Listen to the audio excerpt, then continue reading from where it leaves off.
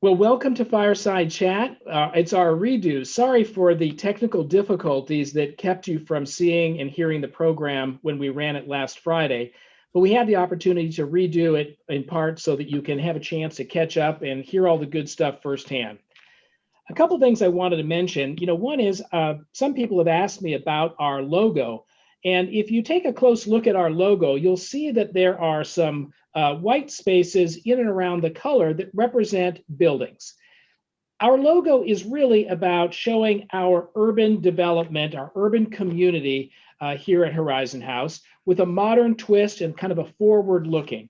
We hope that everyone will eventually acclimate to it and find it an attractive and fun logo. We've changed our logo over the years, roughly every 10 to 12 years. This has been the longest we have gone with the current logo, and we thought it was time to brighten it up and make it a little bit more progressive. And hopefully that's what you'll experience. The other thing I wanted to bring up is that a number of people have come to me to talk about the secret sauce or the lack of secret sauce at Horizon House as of late. Some people feel like we've lost that sense of what is special about Horizon House, of being a resident-driven, transparent, and active and engaged community. And I found that a little bit troubling in the sense that secret sauce is really about the resident involvement, and it's about how residents can make it feel very special, and that is the secret sauce. And so long as we have residents here, then we should be able to find that secret sauce. But we do need to do a little bit of work to kind of invigorate things, because I do believe that maybe we're suffering from what I will call a COVID long haul malaise, that over the course of the last couple of years, we've lost some energy within the community because of restrictions we've had to have regarding COVID cases, the wearing of masks. And that coupled maybe with the fact that some of our spaces have been cordoned off for construction and pushed people down into other areas to have meetings, it doesn't feel as engaged. And I think it's worth spending some time on that. And I'll be talking with Elizabeth Hoover, our resident council president, to talk about ways that we can work together with food service and with others to come up with ways to kind of do fun things that will enliven the community. And I also want to get together with residents to kind of brainstorm. What are some things that we can be doing that will be fun, that will be enjoyable, and get the community feeling more active again? So be prepared for those things to be happening in the near future here, so that we can kind of bring things up a little bit and make it the place that we want it to be. Now I'm going to turn it over to Brian Holtz. Thanks, Mike. Providing some operational updates for the community. And one of the first things that we wanted to talk about was a project that Sean McMahon's been working in collaboration with the City of Seattle Residential Conservation Program, is a running toilet pilot program. So there will be some surveys that will be put in the cubbies by the end of the week. And it won't take very long for you to fill that out. It's just an opportunity for us to take a look at an opportunity to come and work on a toilet that might be leaking water. And so take a few minutes to fill that out. There's a drop box, will be right in the mailroom for your convenience. And there's nothing else you'll need to do after that. Facilities will coordinate any work that needs to be happen, and we'll do the work order, and we'll come up and help you with that to save water for Horizon House and for the community. The next thing that I wanted to speak about, excuse me, is exciting news. Is the First Hill Farmers Market is back. This is a very popular item, and the good news is that it will now be twice a week, whereas before it was only on Fridays. Now it is Tuesday and Friday, starting this Friday, June 3rd, from 10 a.m. to 2 p.m. And it will be at the Lindemann Plaza. And the screen shows a little map of how to get there. And it's an exciting time for us to go and get fresh cut flowers, some produce, some yummy food, and so that we don't have to necessarily go all the way down to Pike Place Market. It is right across the street for us to enjoy. So If you have not been to that, I strongly encourage you to participate in that. It'll go all the way through the end of September. And it's a fantastic feature that we have right here on the street for us. We had at the Fireside Chat, Jesse from the Freeway Park Association talking about all of the summer programming. And I will go through some of that for us. And for the things that we have are all listed on the Freeway Park Association website. But there is a tremendous amount of exciting activities going on in Freeway Park, which is such an asset to our community. Every day we have on weekdays from 12 to 2 in July and August, we have the book carts. So there's an opportunity for you to go down there and take part in that. And the buskers at the same time, if you want to hear some music while you're browsing for a book. We also have yoga every Tuesday and Zumba classes every Monday in July and August. And then coming up on June 25th, one of our featured events is the Park in Bloom, which is a real kickoff event from 11 a.m. to 2 p.m. that is very important for Freeway Park. There will be a concert truck on June 29th for us to be able to enjoy some music down there. We also have every Tuesdays in August, brews and tunes. So if you want to get a cold beverage and listen to music, those are Tuesday evenings. Thursdays, every Thursday evening in August, we'll have Dancing Till Dusk, which Horizon House has been a sponsor of. And a lot of our residents, you have gone down there to enjoy that. On Fridays in August, there's movie nights. So if you want to go down and get some popcorn, and there'll be raffles going on, that's every Friday in August. And then we have another feature event on August 6th to feature our Fountain Fest, which is a huge feature of Freeway Park, are the fountains, of course. So that's a big event that we're excited to have. And so this is just a summary of some of the events that we'll have. Certainly check out the website for future events that we have. And there's tremendous amount of opportunities for our residents to volunteer, which our residents have a history of doing. There's some gardening opportunities on June 4th, July 8th, and August 12th. The Park in the Bloom event that I mentioned is an opportunity for you to volunteer, and the Fountain Fest as well. And of course, the Bookmobile and the book carts are a great opportunity for our residents to be able to volunteer. So absolutely check out their website, and we hope to see you in the park this summer. Thank you. So now Eli will go over some campus improvements for us. He's our local expert on all that's going on around our campus. Thank you, Brian. And I am so impressed by all the activities going on in Freeway Park. And it's fortunate for us to have Brian Holtz affiliated with the Freeway Parks Association. I'm looking forward to so many, what was it? Dancing Till Dusk. So awesome. So campus improvements, all of our favorites. It's such a great topic, right? It usually almost equates to disruption, and we apologize for that, but hopefully it's for good reasons. A better looking community, a better functioning, built environment. So a couple of campus improvements underway. The first one, the Reclad project. Again, this is the exterior wall assemblies around the Sky Lounge, not the Sky Lounge itself, but the exterior wall assembly.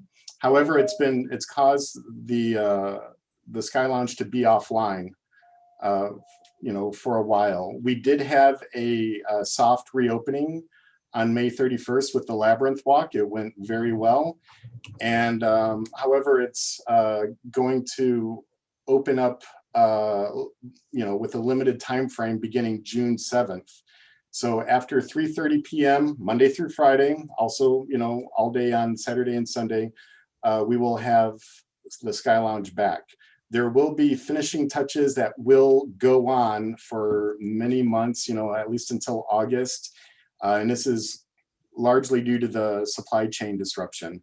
Also, the kitchenette in there, it's being completely redesigned, but that is something that will not finish until November. The next project, Anderson Hall refresh.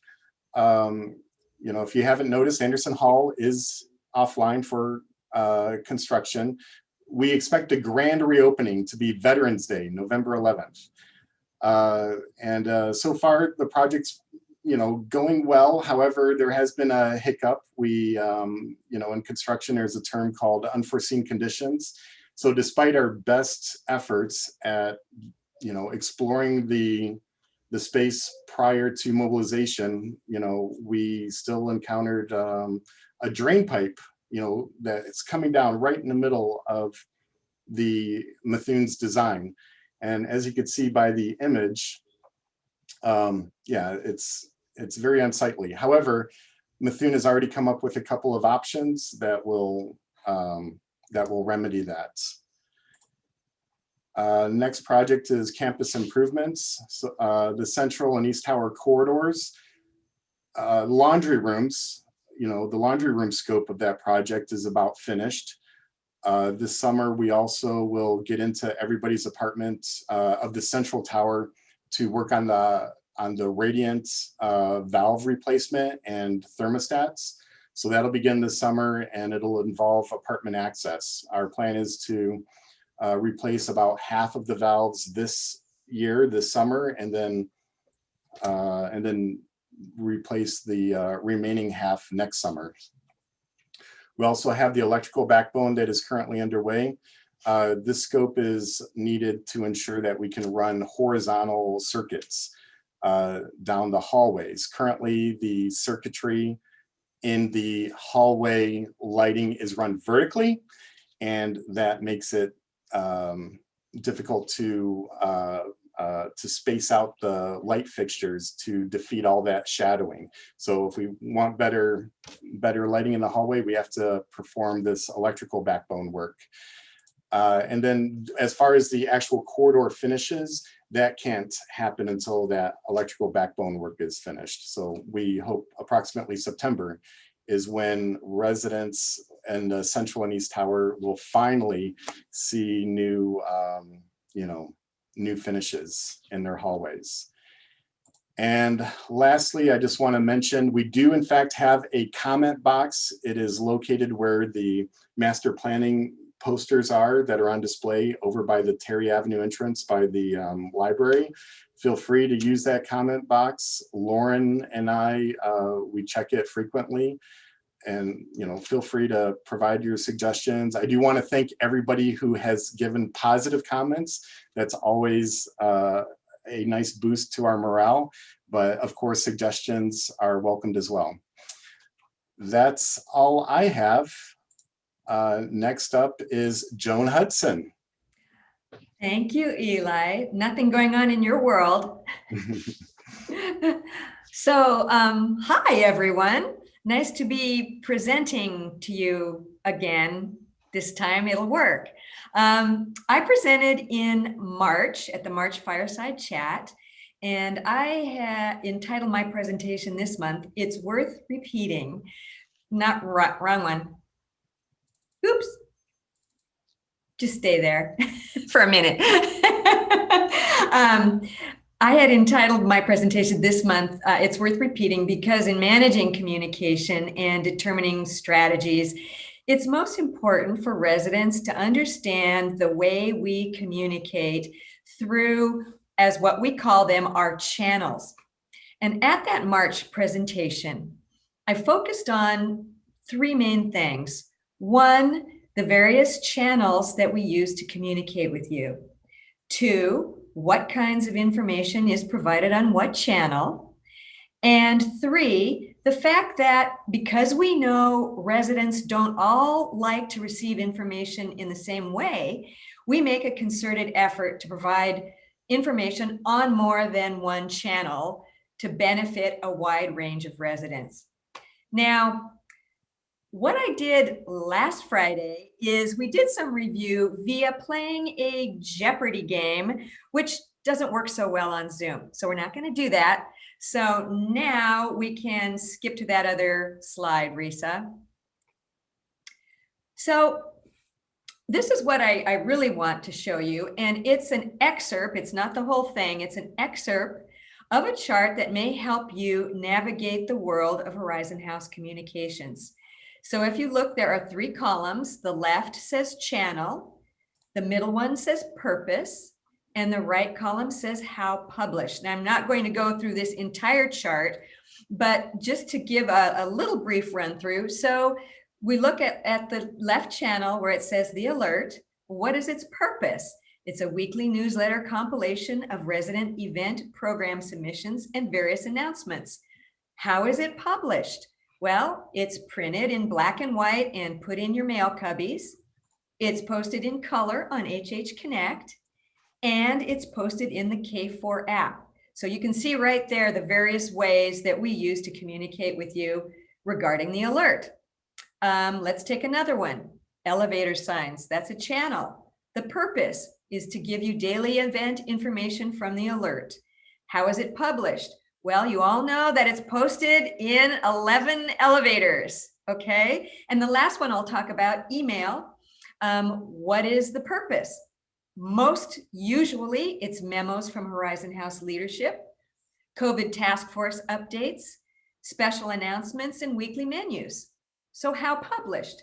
Can be sent to your email box, usually printed and placed in mail cubbies, or posted on HH Connect. So you get the idea. And this chart goes on, and when it's finalized, you will all get a copy of it to help you understand what we're communicating and where. So I hope that makes sense to you. We want to emphasize that we're not just willy-nilly about how we communicate. There is method behind our communication madness. The next thing I'd like to talk about is K4 app training. And Risa, you can give me that slide. Interestingly enough, I didn't update my own slide. At Friday's Fireside Chat, I had just previously announced and sent an email to all of you about the fact that we're going to have some K4 app training classes. Well, a week later, those classes are all filled up. We're delighted. There was a real enthusiastic response. But don't worry if those dates didn't work for you. We're still taking names because we hope to be able to have another class. So it looks like the demand is there. One thing I would like to mention, because I've had this question a couple of times, you don't need a smartphone or a tablet to get the app. It will run on your computer. Okay, you just can't bring your computer, you can't lug your big computer to a training class. So fortunately, we have some options. Our wonderful members of the Resident Tech Committee will be doing one-to-one training later in the month. So if you can't make it to the 2 classes, and if you didn't sign up, you can't make it, you can contact one of the resident trainers via a sign-up sheet, which we'll be putting out the 3rd week of June, and you can sign up for some one-to-one training. And for those of you that have home computers, they will come to you. So I hope that makes sense. And just to close off, I want to just remind you, first of all, the K4 app is not something that you have to do. It's optional. We encourage it strongly because it has some benefits for you. And those are the fact that you can see your dining balances, you can see your resident services charges, you can get first notice of a service outage, you can set reminders for Horizon House events that you want to attend. And if you do have that smartphone or tablet, you can have Horizon House in your pocket when you're away visiting grandkids or on a trip. You can see everything on the app that's on the alert. So with that, I am finished. And now I'd like to introduce Karen Lane and Jeff Graham, our co-chairs for our Partners in Caring campaign. Thank you for allowing Jeff and me to come and talk to you today about my favorite part of Horizon House, and that's philanthropy. We just finished a wonderful week, Retirement Community Week, and today our Bright Spot cards were sent to people all through the community who support us all year in token of our gratitude to them. And Partners in Caring is exactly the same thing. It's an opportunity for us to support resident assistance, staff scholarships, and GEM grants to improve the lives of all of us in the community. Jeff? Now we have some good news. We have raised $325,300 so far, which is a fantastic start. We're hoping to get up to the $450,000 range and beyond. Currently, participation is 51%, and we're looking to get to 60% by the next Fireside chat. Unfortunately, Karen and I will not be able to be here at the next chat, but she has other good news for you right now. Yes, on top of my favorite philanthropy, I'm also going to tell you about my favorite social event. The Ice Cream Social will be held on July 12th from 2 to 4 p.m. It's always a delightful affair, and I hope that all of you will be able to join us. Now I'm going to turn the podium over to our Resident Council President, Elizabeth Hoover. I have been asked to give everyone a heads up that our annual picnic will occur this year with a different format and theme. It'll be held on July 27 in the D-level garden, but it will be a pajama brunch picnic, and it will occur at 10:30 in the morning, and everyone will be asked to wear pajamas or similar garb. That's something to look forward to. But for the main topic today, this is a commemorative month for the Residents Council at Horizon House. In 1961, Horizon House opened to residents for its beginning, and very soon residents began organizing their lifestyles here by creating a library of donated books, visiting the ill within the residents, planning activities and programs, including hobbies, and securing a room for gatherings. This month is the 60th anniversary of the first meeting of the Horizon House Residents Council, which occurred on May 29, 1962 in the spare room. In 1963, the Board of Trustees granted the elected Residents Council the responsibility for all social, entertainment, and hobby activities, but the trustees retained authority over the policy. The Residents Council was able to make recommendations on matters referred by residents. By 1964, around 100 residents were involved in using the established activity rooms. By 1965, the Residents Council's program committee chair, Harriet Smith, was filling the role which might have been performed by a hired activities director. She arranged the first flea market sale in 1981, raising almost $1,000. In 1967, the Residents Council established a drive to subsidize fees of residents whose funds were running out. By 1984, 1/3 of voting members of the Board of Trustees were residents. By 1985, floor volunteers solicited donations from residents on their floors for sales at the Monday market on 1 day a week, and unsaleable items were then donated to charities. In 1991, a fashion show was held along with a luncheon arranged by the food service. In 1995, the Monday market moved into 3 rooms on the E level of the West Wing and finally raised as much as $60,000 by the year 2014. By the year 2000, the library had accumulated and shelved 5,000 books. In 2006, the elected president of the Residents Council became a standing member of the Board of Trustees.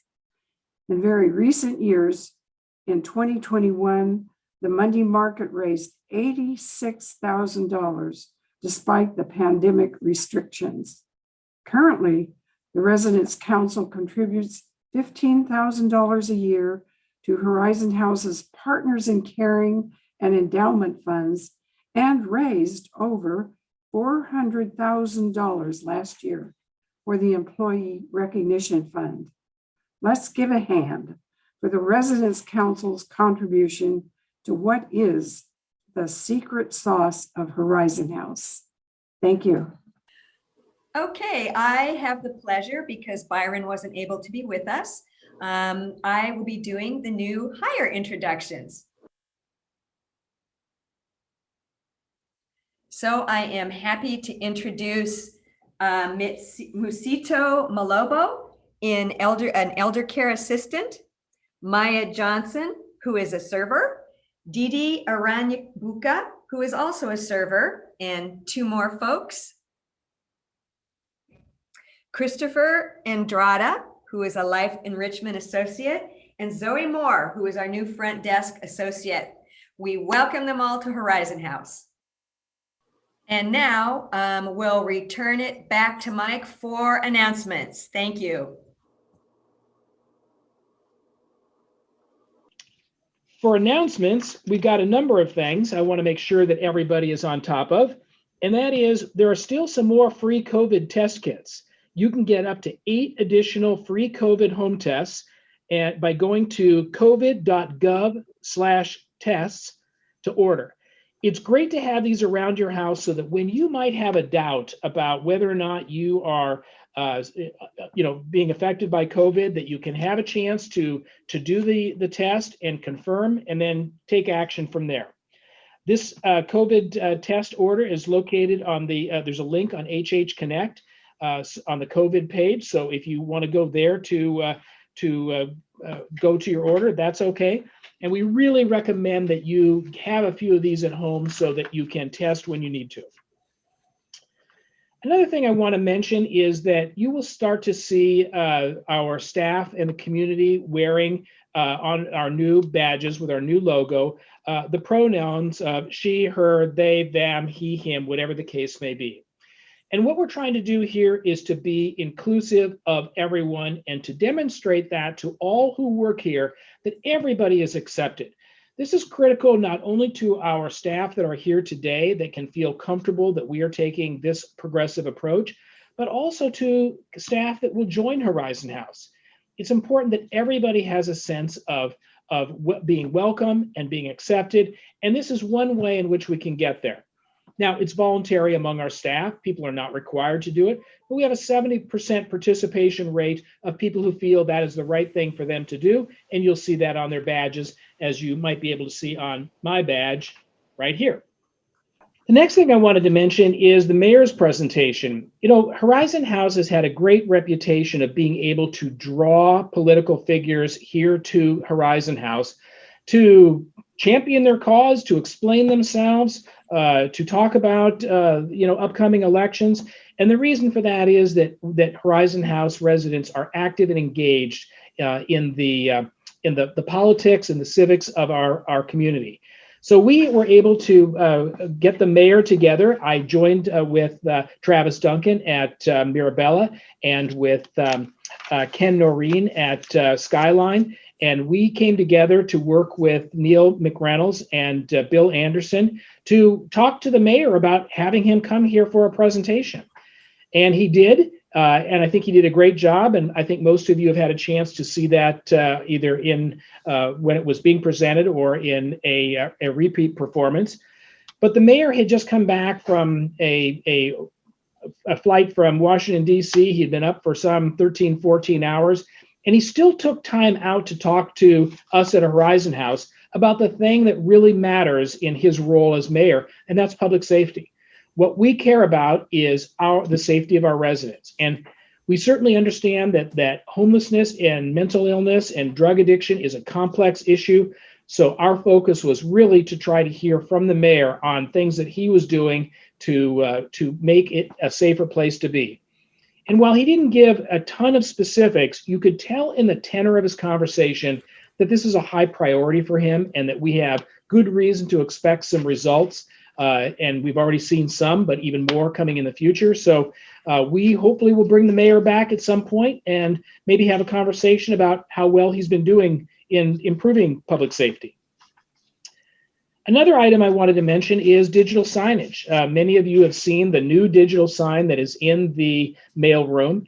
I think, and I hope you think, it also looks really good. When it is surrounded, encased by an attractive presentation, as you see here, it takes your eye off the fact that it's a TV on the wall, and you can focus on the substance of the information that is on the screen. This will become increasingly a way in which we are able to bring to residents current information and changes. We certainly appreciate and understand the value of elevator signs, but there's a limitation on our ability to be able to change those out when information changes that applies to elevator signs. Doing the digital signage is a way in which we can keep current information in front of you at all times. So you'll see a little bit more of that, and hopefully you're finding that it's helpful. Now for some bright spots. Community Week, Retirement Community Week is always a big deal around here. And each day we had different events, from Hat Day, Sports Day, Western Day, and so on. It was fun for us, and hopefully it was fun for you. We had a nice buffet lunch for our staff, which was enjoyed by a ton of people. We also had a great bake sale and raised money and had a chance to sample a lot of people's baked goods. It's always a fun event, and thank you for helping make that work. And we will be at it again next year. The next thing I want to mention is, let's see, some other pictures here of bright spots, so you can take a look at the various folks in different costumes or matching their clothes to the day. And that's it for our updates, our fireside chat. Next one will be on Friday, June 24th at 10 a.m. I'll be out of town that day, but you'll have great leadership for that, as you have in the past. So we look forward to seeing you then. Take care, and we'll see you soon.